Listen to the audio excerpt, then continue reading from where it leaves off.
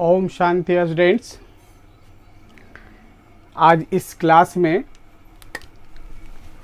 Discuss करने जा रहे हैं Pauli's exclusion principal. Pauli's exclusion principal. पिछले क्लास में पॉलीज रूल बताया था, that is N+L rule. Now it is Pauli's exclusion principle. According to this principle, no two electrons of an atom can have all four quantum number identicals. Quantum numbers identical. When you take two electrons in same energy level, the four quantum number means principal quantum number indicated by N, azimuthal quantum number L, magnetic quantum number small m and spin quantum number small s. These four quantum number for any two electron cannot be identical. Same नहीं हो सकता है। यदि same energy level में same orbital में electron है तो three quantum number में be identical, the fourth must be different. ये इन्हीं का कहना है। नो टू इलेक्ट्रॉन, देखिए this is the according to Pauli's exclusion principle. जो उन्होंने ये स्टेटमेंट दिया था हूबहू यहाँ लिखा गया है। No two electrons of an atom can have all four quantum number identical. माने किसी भी एटम के दो इलेक्ट्रॉन का चारों क्वांटम नंबर आइडेंटिकल नहीं हो सकता है। तो थोड़ा सा सेंटेंस आपको समझने में असुविधा लग रहा होगा, लेकिन आप ऐसे समझिए, to electrons of an atom माने किसी एटम का दो electron, all four quantum number चारों क्वांटम नंबर आइडेंटिकल, और नो माने नहीं कैन हैव हो सकता है। माने किसी भी दो इलेक्ट्रॉन, किसी एटम के दो इलेक्ट्रॉन का चारों क्वांटम नंबर आइडेंटिकल नहीं हो सकता है। इसका मतलब यही हुआ। तो अक्सर ये आता रहता है, state the Pauli's exclusion principal. एक लाइन का स्टेटमेंट है, आप इसको लिखिए। इसको समझना है तो ऐसे भी समझ सकते हैं। जैसे मान लीजिए आपका 4s में इलेक्ट्रॉन है, आप कैसे रखेंगे? या तो दोनों को स्पिन क्वांटम नंबर आपको क्लॉकवाइज है तो दोनों अपवार्ड कर देंगे, और एक पॉसिबिलिटी जो है, जैसे एक को आप क्लॉकवाइज किए, दूसरा को एंटी क्लॉकवाइज किए। मान लीजिए ये दो इलेक्ट्रॉन है किसी ऑर्बिटल में, आप इसका n का वैल्यू निकाल के देखिए। तो इधर वाले इलेक्ट्रॉन का n का वैल्यू क्या लिखेंगे? 4। ठीक है। इधर वाला इलेक्ट्रॉन का भी n का वैल्यू 4 होगा। फिर इधर एजिमुथल क्वांटम नंबर L का वैल्यू क्या होगा? 0। चूंकि इलेक्ट्रॉन s सब सेल में है, जब L 0 होता है तब s रिप्रेजेंट करते हैं, तो इसका भी L = 0 होगा। फिर आप इसका m का वैल्यू, तो m का वैल्यू L पर डिपेंड करता है, that ranges from -L to +L। तो L का वैल्यू 0 है तो -0 टू +0, तो m भी 0 हो गया। चूंकि 0 का आगे माइनस प्लस का कोई सिग्निफिकेंस नहीं होता है। इधर वाला इलेक्ट्रॉन का भी m = 0 हो गया। फिर ये अपवार्ड है, मतलब स्पिन क्वांटम नंबर +½ हो गया। इधर वाला का भी s = क्या हो गया? +½ तो आप देख रहे हैं ये दोनों इलेक्ट्रॉन का चारों क्वांटम नंबर आइडेंटिकल हो जा रहा है। तो इसका माने पॉलीज एक्सक्लूजन प्रिंसिपल। एक्सक्लूजन माने प्रोहिबिशन होता है, माने मनाही के अर्थ में। मतलब कि पॉलीज का कहना था कि दो इलेक्ट्रॉन का चारों क्वांटम नंबर आइडेंटिकल नहीं ले सकते हैं, इसलिए इसका नाम पड़ गया पॉलीज एक्सक्लूजन प्रिंसिपल। माने प्रोहिबिशन, माने कुछ मना कर रहा है कि आप चारों इलेक्ट्रॉन का आइडेंटिकल नहीं ले सकते। इसके पीछे कॉज है, लेकिन एक स्टेटमेंट दे के आपको यहाँ पर दिखाया गया है। तो आप जैसे इस वाला अरेंजमेंट को देखिए, इधर वाला इलेक्ट्रॉन का n = 4 लिखेंगे, L = 0, M = 0 और S तुम्हारा हो गया +½ फिर इधर वाला इलेक्ट्रॉन का जब दिखाएंगे 4 क्वांटम नंबर n इक्वल 4 और l equal 0, m equal 0, s देखिए डिफर हो गया -12, क्योंकि ये डाउनवर्ड एरो साइन है माने एंटी क्लॉकवाइज।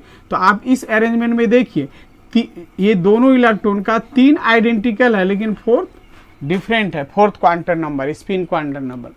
तो इनका कहना है कि यदि सेम एनर्जी लेवल में इलेक्ट्रॉन लेते हैं दो, तो आपको 3 क्वांटम नंबर आइडेंटिकल हो सकता है लेकिन 4th आपका आइडेंटिकल नहीं हो सकता है। ऐसे 2 अलग एनर्जी लेवल में लेंगे तो क्वांटम नंबर तो डिफरेंट आ ही जाएगा, या तो n का वैल्यू में चेंजिंग आ जाएगा या l का वैल्यू में आ जाएगा। लेकिन सेम एनर्जी में इलेक्ट्रॉन ले रहे हैं, सेम ऑर्बिटल में ले रहे हैं, तो आपको 3 आइडेंटिकल हो सकता है लेकिन 4th आपको डिफरेंट होना ही है। तो आपको according to Pauli's exclusion principle ये वाला अरेंजमेंट आपका करेक्ट हो गया, ये आपको फॉलो नहीं किया। तो इसका मतलब है कि जब भी एनर्जी लेवल में इलेक्ट्रॉन आप अरेंज करेंगे तो जब हर ऑर्बिटल में 2 ही इलेक्ट्रॉन रखने की कैपेसिटी है, इसलिए एक को अपवर्ड साइन से दिखाएंगे तो दूसरा को डाउनवर्ड साइन दिखाएंगे। ये यानी ये अरेंजमेंट पॉलीज एक्सक्लूजन प्रिंसिपल के आधार पे करेक्ट माना जाता है।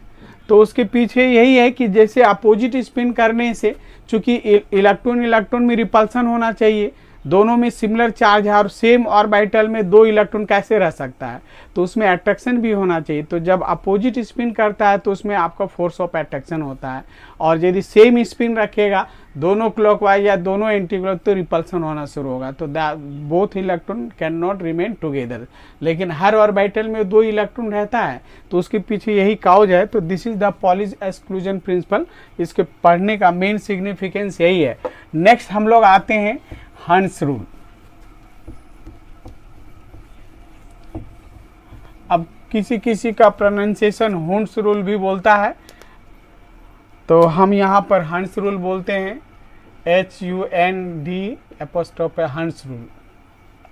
तो आप इसका स्टेटमेंट में आप ले लीजिए, when we do the electronic configuration orbital wise, मतलब इलेक्ट्रॉन को आप सबसेल के बजाय ऑर्बिटल में जब डालेंगे, when we do the electronic configuration orbital wise, electron are singly filled up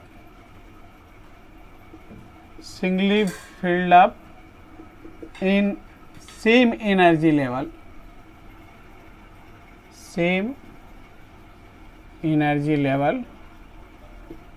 electrons are singly filled in same energy level, then it is paired। Same energy level में जब electron डालेंगे तो पहले हम उसको एक एक करके डालेंगे, क्योंकि हर ऑर्बिटल में 2 इलेक्ट्रॉन रहता है। तो ऐसा नहीं कि आप पहले ही 2-2 डालते चले जाइए, पहले आप सिंगली भरेंगे सेम एनर्जी लेवल में। जब फिर कोई खाली जगह नहीं होगा then it is paired up. तो जैसे अभी हम यहाँ पर आयरन का कॉन्फ़िगरेशन करता हूँ, जैसे अभी हम ऐसे सबसेल वाइज में क्या दिखाते हैं, आयरन का 26 है, तो यहाँ आर्गन लेते हैं शॉर्टकट में ऑन 3D4 S2 and 6। तो जब ये एनर्जी लेवल में दिखाएंगे तो एनर्जी लेवल डी का एनर्जी लेवल क्या क्या होता है, DXY होता है, DYZ होता है, DZX होता है, फिर DX² माइनस Y² होता है, फिर DZ² होता है। या इसको नहीं रिप्रेजेंट करेंगे तो 5 बॉक्स बना देता हूँ, हर बॉक्स आपको एनर्जी लेवल को इंडिकेट करता है। एक बॉक्स तुम्हारा DXY है, दूसरा DYZ है, DZX है, इसी तरह से आपका।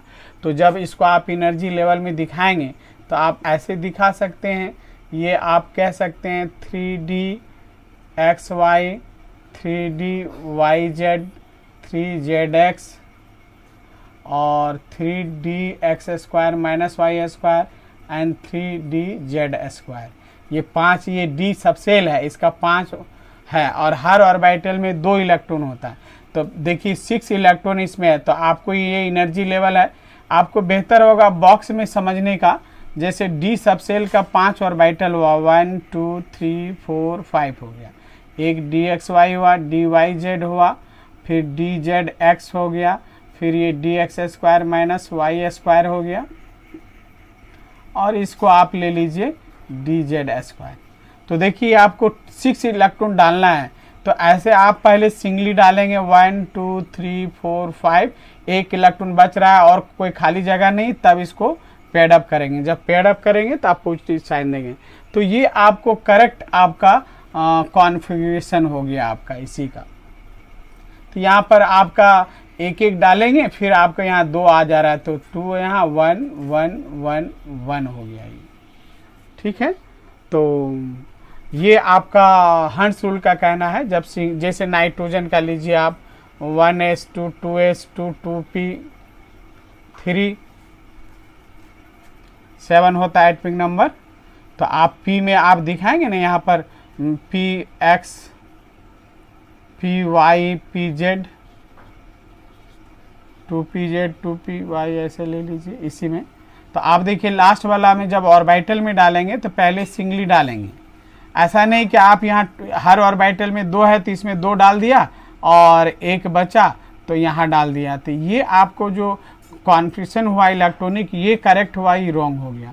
उसी तरह से आपका इसमें आप यदि डालना चाहेंगे, सोचेंगे कि हम इसको आर्गन में हम ले लिए और बॉक्स जैसे आप हम यहाँ दिखा रहे हैं 5 बॉक्स दिखा रहे हैं, तो 2 डालते गया तो ये रॉन्ग हो जाएगा। हंस रूल के आधार पे ये करेक्ट है, लेकिन ये 2 इलेक्ट्रॉन डालते चले जाएंगे तो स्टेटमेंट क्या कहता है, electron are singly filled up in same energy level then it is paired up. तो पहले एक एक करके इलेक्ट्रॉन डालेंगे तब उसको हम पेड अप करेंगे। तो ये हुआ आपका हंस रूल। तो इसको भी ध्यान में रखना है कि जहां ऑर्बिटल वाइज में या बॉक्स में इलेक्ट्रॉन दिखाएंगे तो पहले इलेक्ट्रॉन एक एक करके डालेंगे। ये तब तक करेंगे जब तक कोई खाली जगह नहीं मिलेगा। जैसे ही कंप्लीट हो जाएगा बॉक्स तब आपका पेड अप करना शुरू करेंगे। तो यही इसमें हंस रूल का स्टेटमेंट है। तो ये दोनों स्टेटमेंट आपको आता रहता है। तो आप अभी पॉलीज एक्सक्लूजन प्रिंसिपल पढ़ा, उसके बाद आपको तो इसको ध्यान में रखना है, पॉलीज एक्सक्लूजन प्रिंसिपल और आपका हंस रूल। तो नेक्स्ट आता है एनर्जी ऑफ इलेक्ट्रॉन।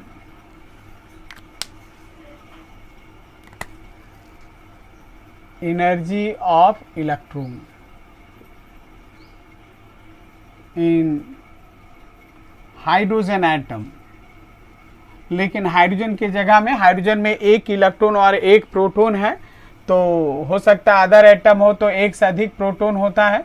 तो अभी हम लोग मान लेते हैं ये न्यूक्लियस है, यहाँ से ये r डिस्टेंस में इलेक्ट्रॉन मूव कर रहा है, ठीक है। ये the electron compelled to move in a circular path around the nucleus.